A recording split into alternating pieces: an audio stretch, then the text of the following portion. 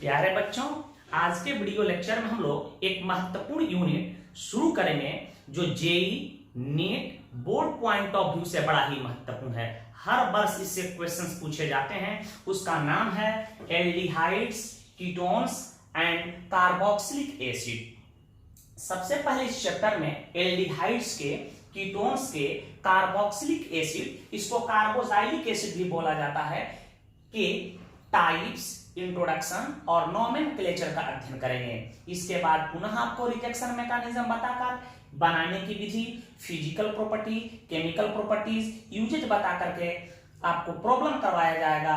NCERT, exemplar of NCERT और assignment आपसे स्वतः क्वेश्चन बैंक बनेगा। ऑर्गेनिक केमिस्ट्री पढ़ाने की यही सही तरीका होता है, अन्यथा ऑर्गेनिक केमिस्ट्री समझ में नहीं आएगा। यह घोल विलयन नहीं है कि डिफिनीशन में बोल दूं आप आसानी से समझ लीजिएगा। सिस्टमेटिक पढ़ते चलिए, निश्चित रूप से आपको समझ में आएगा। ऑर्गेनिक केमिस्ट्री कहता है कि सिस्टमेटिक आगे बढ़िए। मैं आपको सिस्टमेटिक वीडियो क्लासरूम के तरह प्रोवाइड कर रहा हूं, इसे देखिए, समझिए, बिना वीडियो स्किप किए और पुनः इसे कॉपी में नोट कीजिए और दिए गए प्रश्न को बनाते चलना है। तो चलिए हम लोग शुरू करते हैं इसके लास्ट वाले पार्ट को, कार्बोक्सिलिक एसिड को। आपके दिमाग में आता होगा कि कार्बोक्सिलिक एसिड को सर क्यों शुरू कर रहे हैं। इसलिए शुरू कर रहे हैं कि इसके कॉमन नेम से ही एल्डिहाइड का कॉमन नेम बना दिया जाता है। तो यदि कार्बोजाइलिक एसिड का कॉमन नेम आपके दिमाग में याद है तो एल्डिहाइड का कॉमन नेम देने में आपको दिक्कत नहीं होगी। तो सबसे पहले हम लोग यहाँ कार्बोक्सिलिक एसिड को देखेंगे, उसके बाद एल्डिहाइड, देन आफ्टर कीटोन को शुरू करेंगे। तो यहाँ ध्यान दीजिएगा, इसके ए नंबर पोर्शन पर हम शुरू करने जा रहे हैं। कार्बोक्सिलिक एसिड बोलते हैं इसको। एक्स का उच्चारण जब भी हो सकता है तो कुछ शिक्षक कार्बोजाइलिक एसिड बोलते हैं। उच्चारण के में विभिन्नता हो सकती है, इस पर विवाद नहीं करना है। इसी को छोटू ऑर्गेनिक एसिड, ऑर्गेनिक एसिड के नाम से भी हम लोग जानते हैं। तो इस पोर्शन को हम लोग पहले देख लेते हैं। ध्यान दीजिएगा, इसका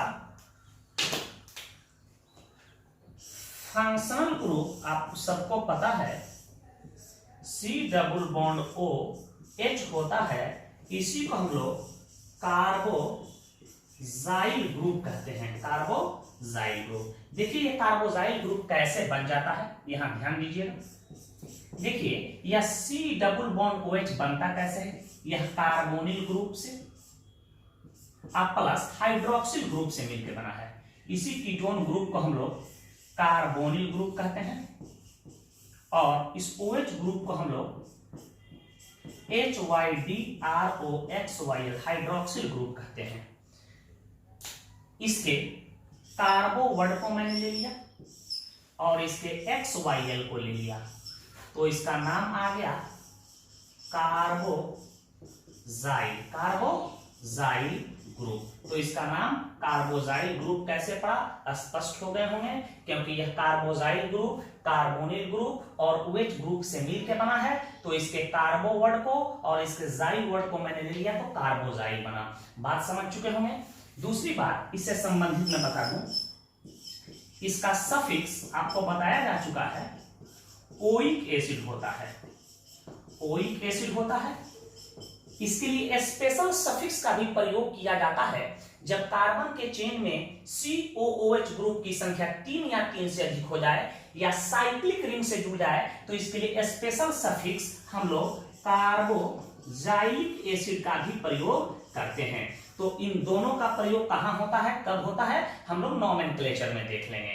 एक महत्वपूर्ण बात और याद रखिएगा, COOH ग्रुप जब यह सब्स्टिट्यूएंट का कार्य करता है, यह कार्बन के चेन में ग्रुप के तरह इस्तेमाल हो, तो इसके लिए हम लोग प्रीफिक्स इस्तेमाल करते हैं। इसका प्रीफिक्स नेम हो जाता है, याद रखिएगा, कार्बोक्सी, कार्बोक्सी। क्या यूज करते हैं, कार्बोक्सी। जब COH ग्रुप सब्स्टिट्यूएंट का कार्य करे, ग्रुप का काम करे, तो इसको हम लोग कार्बोक्सी बोलेंगे, अर्थात इसका प्रीफिक्स नेम होगा कार्बोक्सी। बात समझ गए होंगे, तो पहले इसे नोट करें। आप कार्बोजाइलिक एसिड को डिफाइन कर सकते हैं कि वैसा ऑर्गेनिक कंपाउंड जिसमें कार्बोजाइल ग्रुप अर्थात COOH ग्रुप फंक्शनल ग्रुप के रूप में उपस्थित रहता है, उसे कार्बोजाइलिक एसिड या ऑर्गेनिक एसिड कहा जाता है या उसे कहते हैं। कहने का मतलब हुआ कि कार्बन के चेन में COOH ग्रुप निश्चित रूप से रहना चाहिए। एग्जाम्पल के तौर पे मैं कह दूं, यहां ध्यान दीजिएगा कि CH3COOH, कोई पूछे कि क्या यह कार्बोजाइलिक एसिड है, आपका उत्तर होगा हाँ सर है, क्योंकि इसमें COOH ग्रुप उपस्थित है। आपसे कोई पूछे कि बताओ यह क्या कार्बोजाइलिक एसिड है या ऑर्गेनिक एसिड है, आपका जवाब होगा कि सर निश्चित रूप से कार्बोजाइलिक एसिड है, क्योंकि इसमें कार्बोजाइल ग्रुप उपस्थित है। हम यहाँ एरोमेटिक रिंग ले लेते हैं। यदि बेंजीन रिंग से मैं COOH को जोड़ दूं, कहिएगा क्या यह कार्बोजाइलिक एसिड है, आपका जवाब होगा कि सर निश्चित रूप से कार्बोजाइलिक एसिड है, क्योंकि यहाँ फिनाइल ग्रुप से COOH ग्रुप जुड़ा हुआ है। मैं कह दूं कि बताइए क्या यह कार्बोजाइलिक एसिड है, आपका उत्तर होगा कि सर बिल्कुल है, क्योंकि इसमें भी COOH ग्रुप दिखाई दे रहा है। बात समझ गए होंगे। एक बहुत ही महत्वपूर्ण नोट्स है जो बोर्ड एग्जाम में पूछे जाते हैं कि फैटी एसिड वसा अम्ल किसे कहा जाता है। देखिए वसा अम्ल क्या है, लंबी श्रृंखला वाले जिसमें कार्बन की संख्या 12 से 18 तक हो और वह मोनोकार्बोजाइलिक एसिड होना चाहिए जिसमें COOH ग्रुप की संख्या 1 हो। तो लंबी श्रृंखला वाले मोनोकार्बोजाइलिक एसिड को वसा अम्ल कहा जाता है, क्योंकि यह वसा फैट के हाइड्रोलाइसिस के फलस्वरूप प्राप्त होते हैं। यदि फैट जानवरों से या पेड़ पौधों से जो वसा हमें प्राप्त होता है उसका जल अपघटन कर दें तो जो अम्ल बनता है वह कार्बोजाइलिक एसिड तो होगा, लेकिन उसे फैटी एसिड कहा जाता है, क्योंकि यह वसा के जल अपघटन से प्राप्त होता है। एग्जाम्पल के तौर पे मैं दे दूं यहां एग्जाम्पल C17H35 COOH। आप इसे बड़ा करके भी लिख सकते हो। इसी को एस्टेरिक एसिड कहते हैं, इसको एस्टेरिक एसिड कहते हैं, इसका कॉमन नेम है। यह एक प्रकार का वसा अम्ल है, क्योंकि इसमें कार्बन की संख्या 17 है और लंबी श्रृंखला में जुड़ा हुआ है। इसी प्रकार मैं कह दूं C15H35 COOH, sorry C15H31 COOH, इसको हम लोग पामीटिक एसिड कहते हैं, पामीटिक एसिड के नाम से जानते हैं। याद रखिएगा यह क्या है, एक प्रकार का मोनोकार्बोजाइलिक एसिड है, लेकिन इसे फैटी एसिड इसलिए कहते हैं क्योंकि यह वसा के जल अपघटन के फलस्वरूप प्राप्त होता है।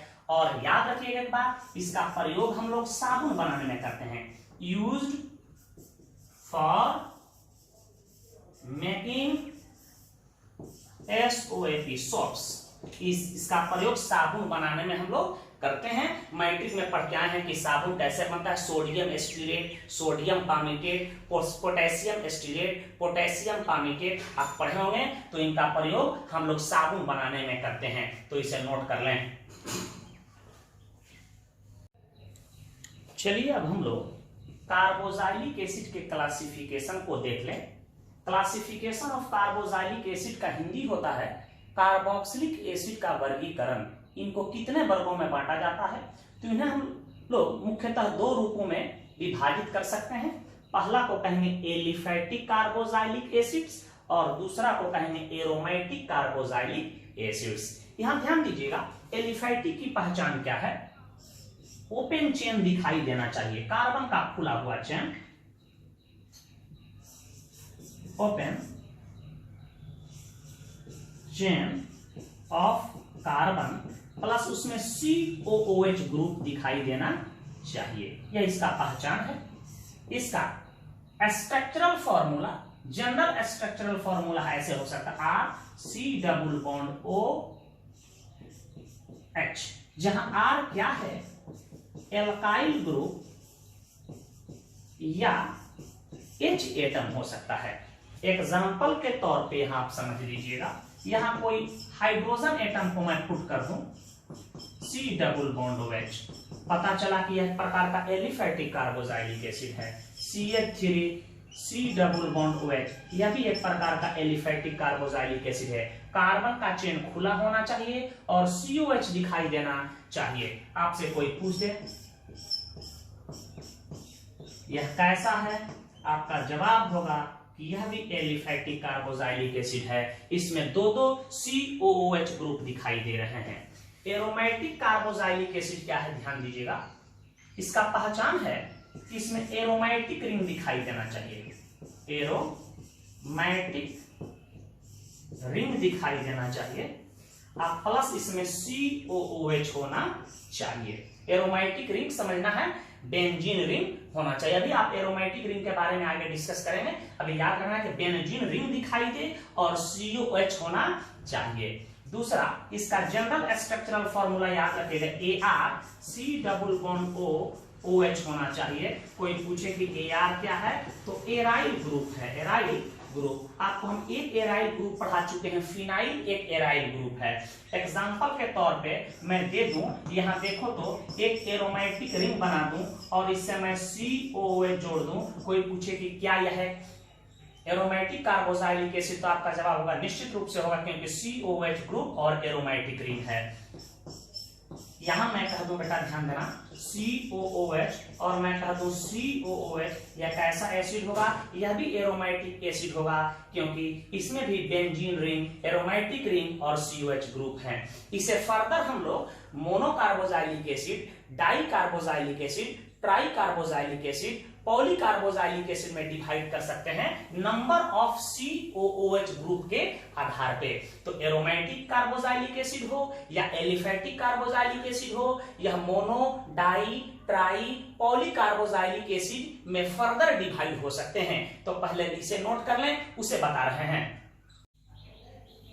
देखिए, एलिफैटिक कार्बोक्सिलिक एसिड हो या एरोमेटिक कार्बोक्सिलिक एसिड हो, नंबर ऑफ COOH ग्रुप की संख्या के आधार पर इसे मुख्यतः 4 वर्गों में बांट सकते हैं। मोनोकार्बोक्सिलिक एसिड, इसकी पहचान है कि इसमें एक COH ग्रुप दिखाई देगा। डाई कार्बोक्सिलिक एसिड, इसमें 2 COH ग्रुप निश्चित रूप से होना चाहिए। ट्राई कार्बोक्सिलिक एसिड, नाम से ही स्पष्ट है कि इसमें 3 COH ग्रुप दिखाई देना चाहिए। और पॉलीकार्बोक्सिलिक एसिड, इसका पहचान है कि इसमें 3 से अधिक COOH ग्रुप उपस्थित होना चाहिए। आप एग्जांपल के माध्यम से समझ सकते हैं। कोई पूछे कि मोनोकार्बोक्सिलिक एसिड, आपके सिलेबस में इसी का डिटेल अध्ययन करना है। कोई पूछे कि क्या यह एक मोनोकार्बोक्सिलिक एसिड है, आपका जवाब होगा हाँ सर, इसमें एक COH ग्रुप दिखाई दे रहा है। कोई आपसे पूछ दे कि बताओ क्या यह एक मोनोकार्बोक्सिलिक एसिड है, आपका जवाब होगा हाँ सर। कोई आपसे पूछ दे कि बताओ यह एक मोनोकार्बोक्सिलिक एसिड है, आपका जवाब होगा हाँ सर, यह मोनोकार्बोक्सिलिक एसिड है। कोई आपसे पूछ दे कि C15H31 COOH, क्या यह एक मोनोकार्बोक्सिलिक एसिड है, कहिएगा हाँ सर, यह मोनोकार्बोक्सिलिक एसिड इसलिए है क्योंकि इसमें COH ग्रुप एक दिखाई दे रहा है। डाई कार्बोक्सिलिक एसिड आप आसानी से समझ सकते हैं, इसमें दिखाई देगा 2 COH ग्रुप, COOH ग्रुप, मैं कह दूं COOH ग्रुप, आप कह सकते हैं इसी को ऑक्जेलिक एसिड कहते हैं। आप इसे ऐसे भी लिख सकते हैं बाबू, ध्यान दीजिएगा, COOH का होल ट्वाइस, यह डाई कार्बोक्सिलिक एसिड है। इसी प्रकार आप लिख सकते हैं उदाहरण COOH, यह भी डाई कार्बोक्सिलिक एसिड का उदाहरण है, क्योंकि इसमें भी 2 COH ग्रुप दिखाई दे रहे हैं। ट्राई कार्बोक्सिलिक एसिड, ध्यान दीजिएगा, मैं कह दूं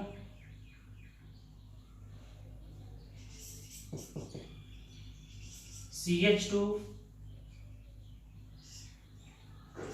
COOH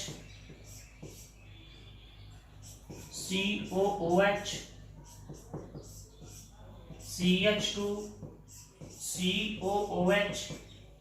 कोई पूछे यह क्या है, आपका जवाब होगा सर यह ट्राई कार्बोक्सिलिक एसिड है, क्योंकि इसमें 3 COH ग्रुप दिखाई दे रहे हैं। और जब 3 से अधिक COH ग्रुप दिखाई दें तो उसे पॉलीकार्बोक्सिलिक एसिड के श्रेणी में हम रख सकते हैं। एग्जाम्पल के तौर पर कोई आपसे पूछ दे यह कैसा कार्बोक्सिलिक एसिड है,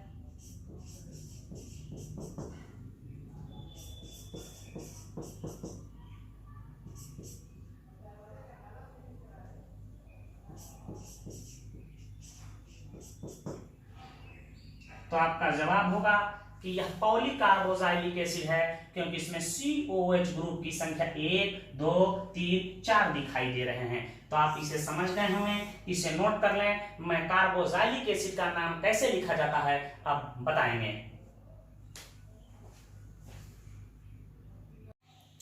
चलिए देखते हैं हम लोग कि मोनोकार्बोक्सिलिक एसिड का नाम कैसे दिया जाता है।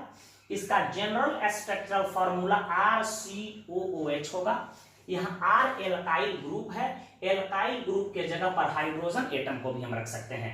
इसका जनरल मॉलिक्यूलर फार्मूला या बोर्ड के एग्जाम में बार बार पूछे जाते हैं, CnH2nO2 होता है, जहां n का मान greater than is equal to 1 होगा, और कोई पूछे n क्या है तो नंबर ऑफ कार्बन एटम है। यह दो बात याद रखिएगा। इसका आयुपैक नेम कैसे दिया जाता है ध्यान से समझिए। यह चूंकि एल्काइल ग्रुप एल्केन से बना होता है तो मैंने एल्केन लिख दिया है, और COOH ग्रुप का सफिक्स होता है ओइक एसिड, तो ओइक एसिड को जोड़ना है इसमें। तो देख रहे हैं कि ओइक एसिड के नाम के शुरू में वोवेल है, एल्केन के सफिक्स n होता है, इसके अंत में वोवेल है, तो इसके अंत वाले वोवेल को हटा देंगे तो इसका आयुपैक नेम हो जाएगा एल्केनोइक एसिड। आपको याद रखना है कौन एसिड, एल्केनोइक एसिड। कॉमन नेम कैसे दिया जाता है ध्यान से सुनिएगा। कॉमन नेम देने का कोई विशेष नियम नहीं है। यह एसिड फर्स्ट बार जिस चीज से आइसोलेट हुए थे उसी के लैटिन नेम या ग्रीक नाम के नाम से इसका कॉमन नेम ले लिया गया है। तो जिस स्रोत से यह उत्पन्न हुए या इसके स्पेसिफिक प्रॉपर्टी के आधार पर इसके कुछ नाम ले लिए जाते हैं। तो एक बात इससे महत्वपूर्ण याद रखिएगा कि at the end of name इक एसिड इज प्रेजेंट, लेकिन नाम के अंत में इक एसिड निश्चित रूप से होना चाहिए, नाम में इक एसिड दिखाई देना चाहिए। एग्जाम्पल के तौर पर या R के जगह पर हम H एटम को पुट कर देते हैं H, मैं कह दूं COOH, आप इसे ऐसे भी लिख सकते हैं HC डबल बॉन्ड OH। इसका आयुपैक नेम पूछे, कार्बन की संख्या 1 है तो इसका नाम होगा मेथेनोइक एसिड, मेथेनोइक एसिड। और इसका कॉमन नेम, चूंकि सर्वप्रथम इसे रेड एंट से आइसोलेट किया गया था, रेड एंट को हम लोग फॉर्मिका कहते हैं, तो इसका नाम पड़ गया FORMIC फॉर्मिक एसिड। यहां देख रहे हैं कि नाम के अंत में इक एसिड दिखाई दे रहा है। यह बड़ा ही महत्वपूर्ण कंपाउंड है, बोर्ड एग्जाम में बार बार पूछा गया है कि फॉर्मिक एसिड का आयुपैक नेम बताइए। मेथेनोइक एसिड फर्स्ट मेंबर और सेकंड मेंबर बड़ा ही महत्वपूर्ण होता है, और आपके सिलेबस में केवल मोनोकार्बोक्सिलिक एसिड का प्रिपरेशन प्रॉपर्टी पढ़ना है, तो इसलिए मोनोकार्बोक्सिलिक एसिड पर कमांड होना चाहिए। तो इसे पहले नोट करें, आगे बढ़ा रहे हैं। ध्यान यहां दीजिएगा, कोई पूछे कि इसका आयुपैक नेम बताओ, बड़ा ही महत्वपूर्ण ऑर्गेनिक कंपाउंड है, बार बार बोर्ड एग्जाम में पूछे जाते हैं। 1 2 कार्बन को कहते हैं एथेन, इसमें जोड़ना है ओइक एसिड, इसको एथेनोइक एसिड कहते हैं। और कॉमन नेम आपको साइड में लिखते चलना है। यह एसिटम से सर्वप्रथम प्राप्त हुआ था जिसको सिरका कहते हैं, तो इसलिए इसका नाम पड़ गया acetic acid, ACETIC acetic acid. याद रखिएगा सिरका का मुख्य अवयव ही होता है, ठीक है। विनेगर जो हम लोग यूज करते हैं सलाद के रूप में, ठीक है, अचार आदि बनाने में सिरका, तो सिरका का मुख्य अवयव ही होता है।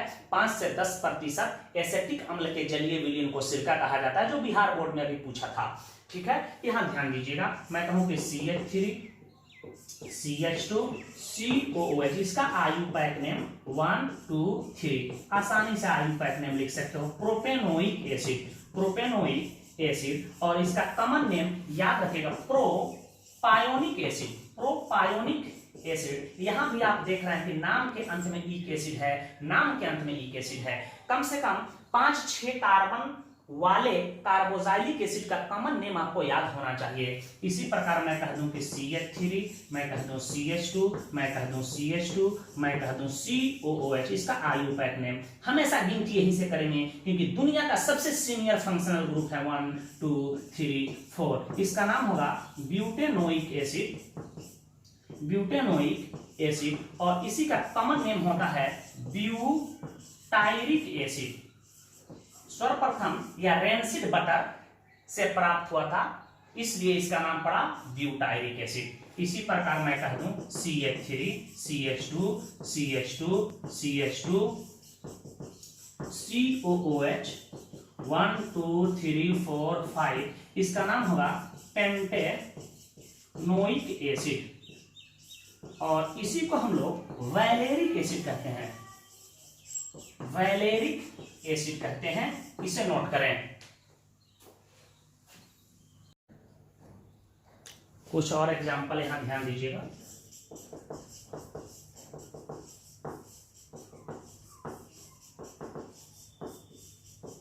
कोई पूछे इसका आयुपैक नेम बताइए, आप आसानी से लिख सकते हो।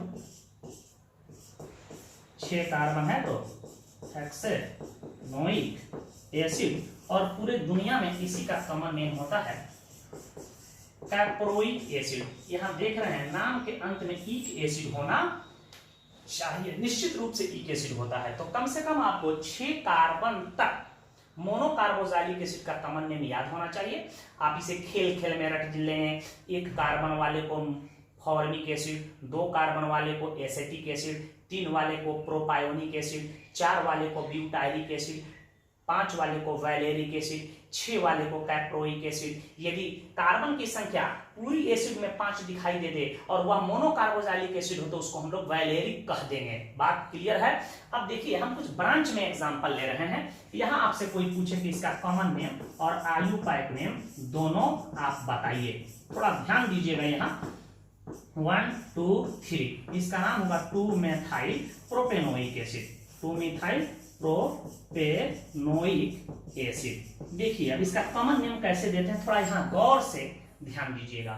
जिधर से आप आयुपैक नंबरिंग, आयुपैक सिस्टम में आप नंबरिंग करते हैं 1 2 3 4, उधर से ही आपको alpha beta gamma delta numbering करना है। और आपको बताया गया है alpha beta gamma delta numbering कैसे किया जाता है, फंक्शनल ग्रुप को छोड़कर। यहां देख रहे हैं कि यह अल्फा कार्बन है, और अल्फा पर अल्फा के से जो कार्बन जुड़ा होता है बीटा, यह बीटा, तो बीटा पर 2 कार्बन जुड़े हुए हैं, तो इसको हम लोग ऐसे नहीं लिखेंगे कि alpha comma alpha di methyl. Alpha beta gamma delta के साथ हम लोग डाई ट्राई का प्रयोग नहीं करेंगे। एक अल्फा कार्बन से एक मिथाइल ग्रुप जुड़ा हुआ है और एक और मिथाइल ग्रुप जुड़ा हुआ है, तो इसको alpha comma alpha di methyl नहीं लिखेंगे। अल्फा के साथ एक कोई ग्रुप हो उसको लिख देंगे। तो अल्फा से एक ग्रुप क्या जुड़ा है, मिथाइल, तो हम लिख देते हैं अल्फा मिथाइल। आप बात समझ गए होंगे। अल्फा मिथाइल मैंने लिख दिया। अब कार्बन कितना बचा, 1 2 3, तो 3 कार्बन वाले एसिड का कॉमन नेम अभी बताए हैं क्या होता है, प्रोपायोनिक एसिड। तो यहाँ 3 कार्बन बच गया, तो इसका कॉमन नेम हम यहाँ लिख देते हैं प्रोपायोनिक एसिड। इसका नाम होगा अल्फा मिथाइल प्रोपायोनिक एसिड। एक दूसरा टेक्निक ध्यान दीजिएगा, इस कार्बन के सजावट को हम लोग आइसो कहते हैं। आइसो नियो सेकेंडरी टर्शियरी क्या है, आपको क्लासरूम में बताया गया होगा। सेकंड लास्ट कार्बन पर ब्रांचिंग होता है तो इसे आइसो कहते हैं। इस सजावट को मैंने क्या लिख दिया, आइसो। बात समझ गए, आइसो हो गया। ये बताइए इस टोटल एसिड में कुल कार्बन कितने हो रहे हैं, 4, 1 2 3 4। अब इस नंबरिंग पर ध्यान नहीं देना है, कुल कार्बन की संख्या 4, तो 4 कार्बन वाले एसिड का कॉमन नेम होता है ब्यूटायरिक एसिड। तो इसमें जोड़ देंगे BUTYRIC ब्यूटायरिक एसिड। तो इसका एक और कॉमन नेम निकल गया आइसो ब्यूटायरिक एसिड। एक तीसरा टेक्निक मैं बता रहा हूं, ध्यान दीजिएगा। देख रहे हैं कि इसमें 2 एल्काइल ग्रुप जुड़े हैं मिथाइल, यहाँ एक मिथाइल ग्रुप है, यहाँ एक मिथाइल ग्रुप है। तो जितने मिथाइल ग्रुप हैं उसको हम लोग लिख देंगे। 2 मिथाइल ग्रुप है तो डाई मिथाइल हो जाएगा, और यहाँ 2 कार्बन बच जा रहा है तो 2 कार्बन वाले एसिड का कॉमन नेम हो जाएगा एसेटिक एसिड। तो इसका नाम क्या हो जाएगा, di methyl acetic acid. Acetic acid, di methyl acetic acid हो सकता है, लेकिन यह 2 नाम ज्यादा प्रचलित है, अल्फा मिथाइल प्रोपायोनिक एसिड या आइसो ब्यूटायरिक एसिड। आप इसे डाई मिथाइल एसेटिक एसिड भी बोल सकते हैं। एक और एग्जांपल ले रहे हैं, बिल्कुल क्लियर हो जाएगा, इसे नोट करें। यहां ध्यान दीजिएगा, एक और सवाल हम ले रहे हैं आपके सामने। कोई पूछे कि इसका कॉमन नेम और आयुपैक नेम दोनों लिखिए। आयुपैक नेम आसान है बिल्कुल, 3 methyl butanoic acid, 3 methyl butanoic. Spelling रटना नहीं है आपको, वर्ड रूट याद होना चाहिए। 3-4 कार्बन को ब्यूट, क्लियर है। तो ब्यूटेन हो जाएगा, इसमें ओइक एसिड जोड़ देना, ब्यूटेनोइक एसिड। देखिए इसका कॉमन नेम कैसे दिया जाता है, ध्यान दीजिए, कॉमन नेम आपको साइड में लिखते चलना है। पहला तरीका कि अल्फा बीटा हम नंबरिंग कर रहे हैं। देखिए अल्फा कार्बन, यह बीटा कार्बन। ठीक है, बीटा कार्बन से 2 मिथाइल ग्रुप जुड़ा हुआ, एक यहां मिथाइल है, एक यहां मिथाइल। तो अब इसको ऐसे नहीं लिखना है बीटा कामा बीटा डाई मिथाइल, बीटा के साथ एक ही मिथाइल किसी को लेना है, तो हम इस मिथाइल को ले रहे हैं। तो यहां हो जाएगा बीटा पर क्या है, एक मिथाइल मैंने लिख दिया, बीटा मिथाइल लिख दिए। अब बताइए इसके बाद इसमें कुल कितने कार्बन बच गए, 4। तो 4 कार्बन वाले एसिड का कॉमन नेम आपको याद होना चाहिए, ब्यूटारिक एसिड। तो यहां आप लिख देंगे कौन सी, butyric acid, beta methyl butyric acid. तो पिछला क्लास क्लियर होना चाहिए, अल्फा बीटा कैसे नंबरिंग करते हैं, वर्ड रूट क्या होता है, सफिक्स क्या होता है, बीटा मिथाइल ब्यूटारिक एसिड। इसका एक और कॉमन नेम हो सकता है, यहां ध्यान दीजिएगा।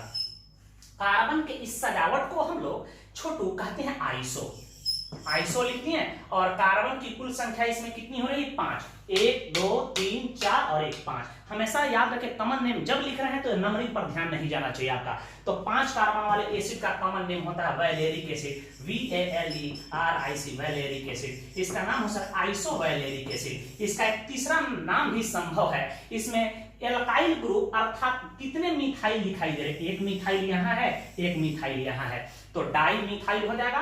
तो लिख देंगे डाई मिथाइल, याद रखिएगा। और कार्बन बच गया 1 2 3, तो 3 कार्बन वाले का एसिड का कॉमन नेम पढ़े प्रोपायोनिक एसिड, प्रोपायोनिक एसिड, प्रोपायोनिक एसिड। याद रहिएगा कि प्रोपेनोइक नहीं लिखना है, कॉमन नेम है तो इसका कॉमन नेम ही लिखाएगा। तो इसके 3 कॉमन नेम संभव हैं, beta methyl butyric acid, isovaleric acid या डाई मिथाइल प्रोपायोनिक एसिड। एक और बता रहे हैं, इसे समझिए।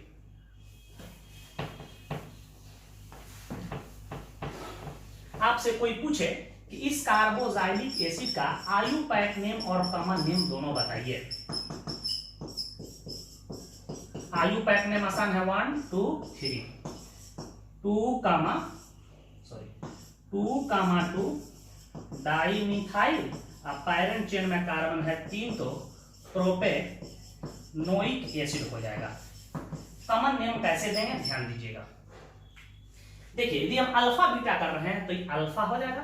तो अल्फा पे 3 मिथाइल है, 1 2 3, अल्फा से 3 मिथाइल है। यदि हम 1 2 मिथाइल को ले लेंगे तो हो जाएगा alpha comma alpha di methyl, 3 को ले लेंगे तो alpha comma alpha tri methyl. इसलिए इसका नाम अल्फा बीटा से हम नहीं देंगे, क्योंकि अल्फा बीटा गामा के साथ डाई ट्राई का व्यवहार नहीं करते हैं। अब देखिए इसका नाम हम कैसे दे रहे हैं। पहला टेक्निक कि इस सजावट को हम लोग कहते हैं छोटू नियो।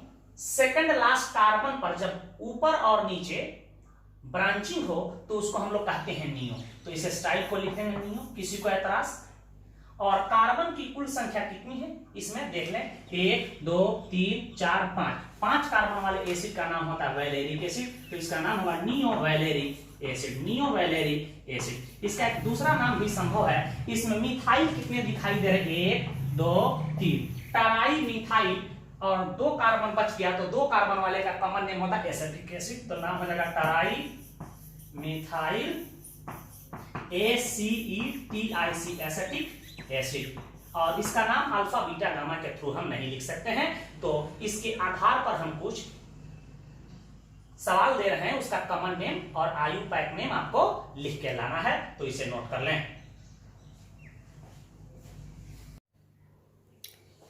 इन दिए गए यौगिकों का आयुपैक नेम लिखना है, यदि संभव है तो इसका कॉमन नेम भी लिखना है। जैसे इस सवाल पे ध्यान दीजिएगा, इसका कोई कॉमन नेम पूछ दे तो देखिएगा यह क्लोरीन है, यह क्लोरीन है, यह क्लोरीन है, तो टराई क्लोरो और 2 कार्बन वाले एसिड का कॉमन नेम होगा एसिटिक एसिड, तो इसका कॉमन नेम होगा टराई क्लोरो एसिटिक एसिड। तो आप ऐसा कॉमन नेम लिख सकते हैं। ये सभी यौगिकों का कॉमन नेम और आयुपैक नेम आपको लिख के लाना है। याद रहे कि अल्फा बीटा गामा डेल्टा के साथ डाई ट्राई का व्यवहार नहीं किया जाता है, इसे नोट करें।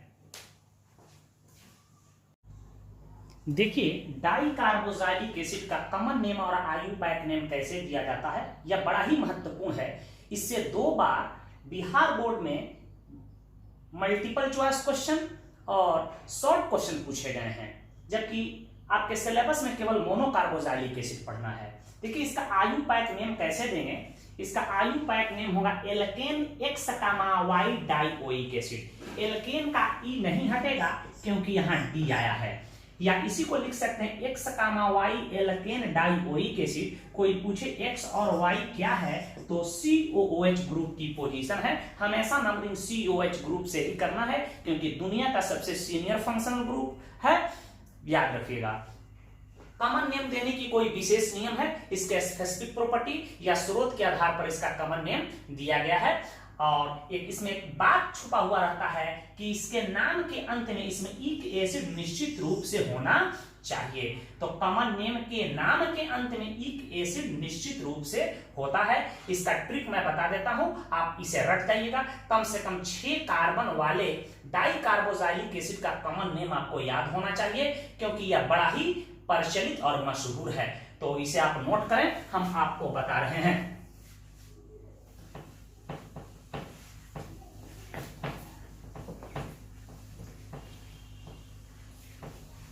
ध्यान दीजिएगा, कोई आपसे पूछ दे कि COOH और COOH, आप इसी को ऐसे लिख सकते हो, COH का होल ट्वाइस, मॉलिक्यूलर फॉर्मूला में भी चेंज करते हो C2H2O4 चेंज कर सकते हो। आयुपैक नेम 1, 2, इसका नाम हो सकता है इथेन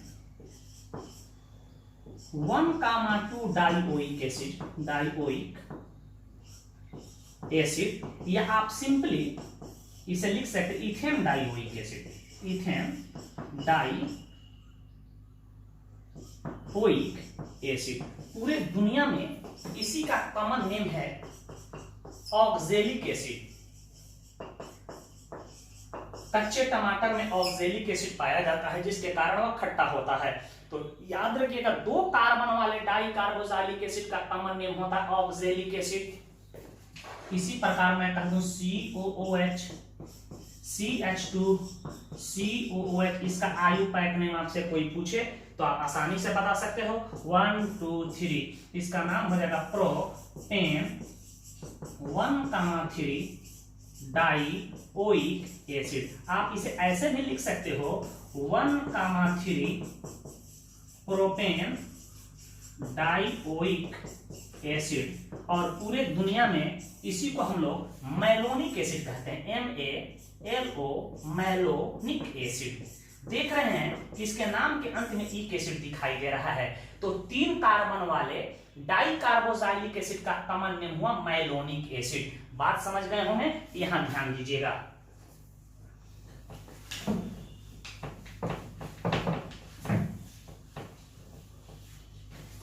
इसी प्रकार मैं कह दूं CH2, COOH, CH2, COOH बड़ा ही महत्वपूर्ण है। कई बार बिहार बोर्ड में इसका आयुपैक नेम पूछा गया है 1, 2, 3, 4। इसका नाम हो जाएगा ब्यूटेन 1,4 डाइओइक एसिड। और इसी का कॉमन नेम होता है succinic SUCCI, succinic acid. 4 carbon वाले डाई कार्बोक्सिलिक एसिड का कॉमन नेम होता है सक्सिनिक एसिड और यह इसका कॉमन नेम है, बड़ा ही प्रचलित है। Butane 1,4 dioic acid is known as succinic acid. इसी प्रकार मैं कह दूं CH2, CH2, CH2, आप ऐसे भी ओपन करके इसे लिख सकते हो।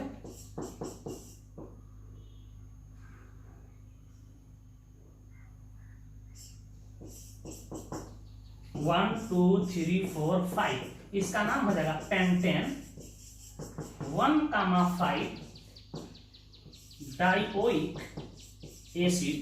और 5 कार्बन वाले डाई कार्बोक्सिलिक एसिड का नाम होता है ग्लूटेरिक एसिड, ग्लूटेरिक एसिड।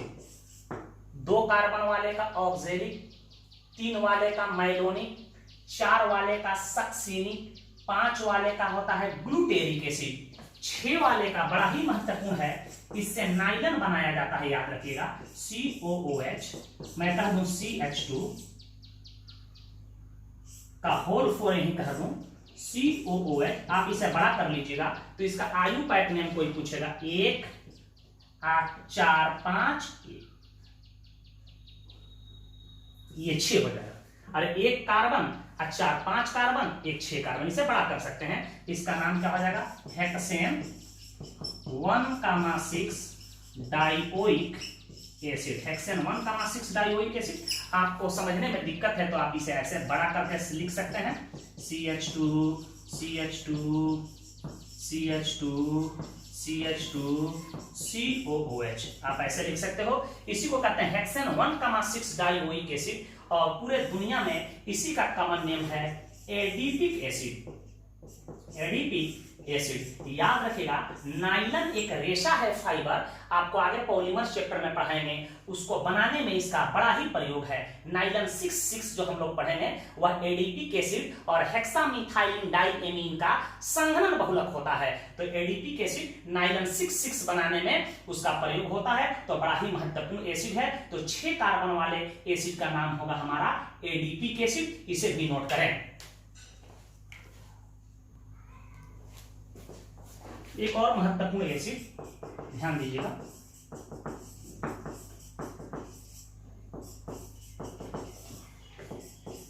कोई पूछ दे इसका आयु पैक नेम बताइए, बिल्कुल आप आसानी से आयु पैक नेम लिख सकते हो। 1 2 3 4 5 6 7, आप इधर से भी करते तो 1 7 पे हमारा ग्रुप पड़ता, तो इसका नाम होगा HEP TNE heptane 1,7 dioic acid, और इसी का कॉमन नेम होता है पिमेलिक एसिड। तो कम से कम आपको 7 कार्बन या 6 कार्बन तक आपको कॉमन नेम याद होना चाहिए। 2 कार्बन वाले डाई कार्बोजाइलिक एसिड का कॉमन नेम ऑक्जेलिक एसिड, 3 वाले का मैलोनिक एसिड, 4 वाले का सक्सेनिक एसिड, 5 वाले का ग्लूटेरिक एसिड, 6 वाले का एडीपिक एसिड और 7 वाले का पिमेलिक एसिड। तो इसको रटने का हम ट्रिक्स बता रहे हैं, इसे आप पहले रट जाइएगा, क्योंकि कॉमन नेम बड़ा ही प्रचलित है। यहां ध्यान से हम लिख रहे हैं, ध्यान दीजिएगा।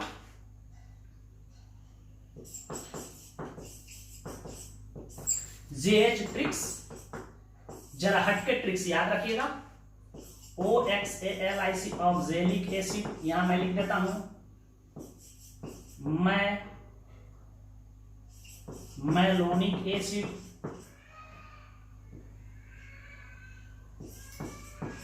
Succinic acid, glutaric acid, adipic acid, pimelic acid.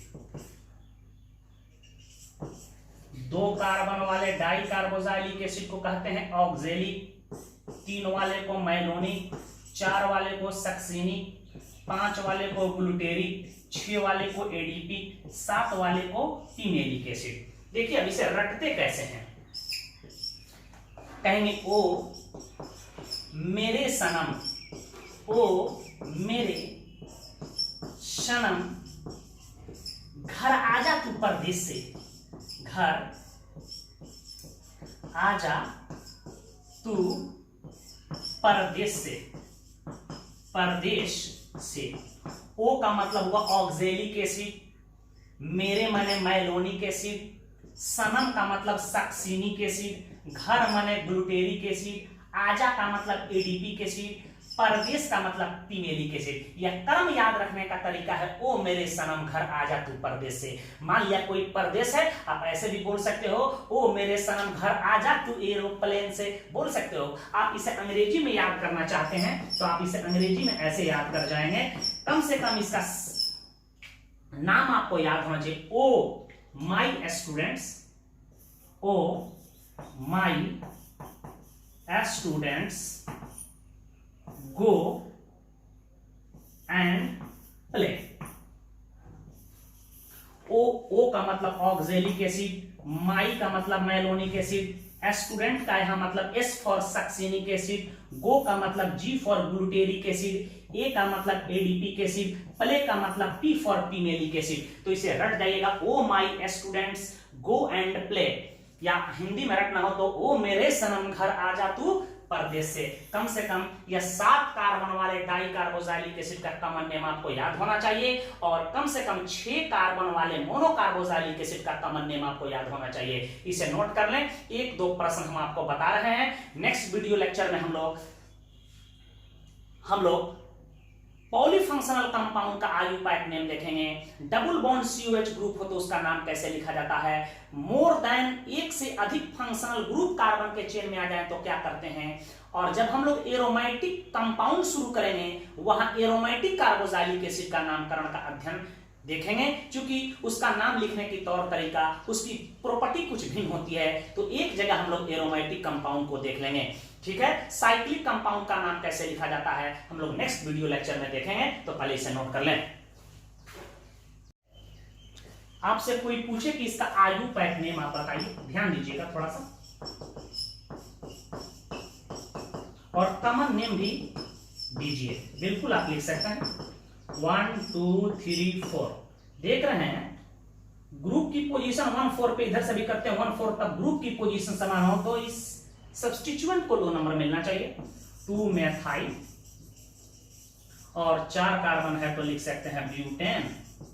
1,4 die oic acid, dioic acid. इसका कॉमन नेम चाहे तो हम दे सकते हैं, ध्यान दीजिएगा।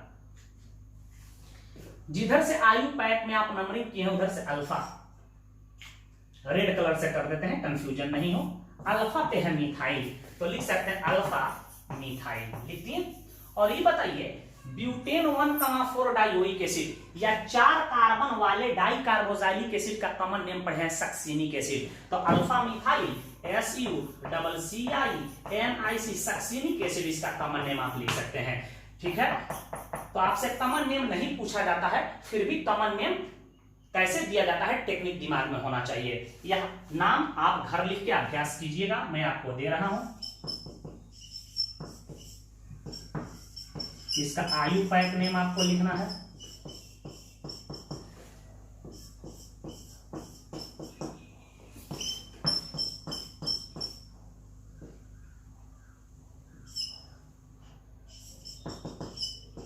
संभव हो तो आप इसका कॉमन नेम भी आप लिख सकते हैं। ये होमवर्क के तौर पे दे रहे हैं, इसका आप नाम लिखिएगा। नेक्स्ट वीडियो लेक्चर में हम लोग साइक्लिक कार्बोक्सिलिक एसिड, ठीक है, डबल बॉन्ड और COH ग्रुप हो तो नाम कैसे देंगे, hydroxy acid, amino acid, cyano acid, halo acid का नाम देखेंगे जो बड़ा ही महत्वपूर्ण है, जिसमें साइट्रिक एसिड, टार्टेरिक एसिड आदि का नाम हम लोग देखेंगे। तो इसे नोट कर लें।